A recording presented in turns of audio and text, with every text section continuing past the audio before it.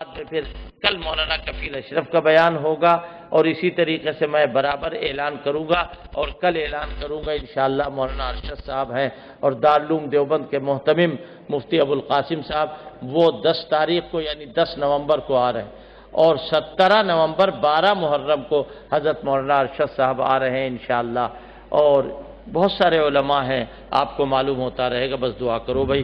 بسم اللہ الرحمن الرحیم، سبحان اللہ وبحمدہ، سبحانک اللہم وبحمدک، نشہد ان لا الہ الا انت، نستغفرک ونتوب الیک۔ اللہم صلی وسلم وبارک علی عبدک ورسولک محمد صلی اللہ علیہ وسلم۔ ربنا آتنا فی الدنیا حسنہ وفی الآخرۃ حسنہ وقنا عذاب النار۔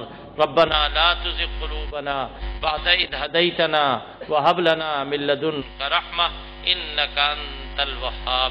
اے اللہ اپنے کرم سے، اپنے فضل سے ہمارے حال کو بدل دے، ہمارے حال کو بدل دے۔ اے اللہ ہم ایسے راستے پر چلے جو عزت والا راستہ ہو۔ اے اللہ ہم کو ایسے راستے پر چلا جو عزت والا راستہ ہو۔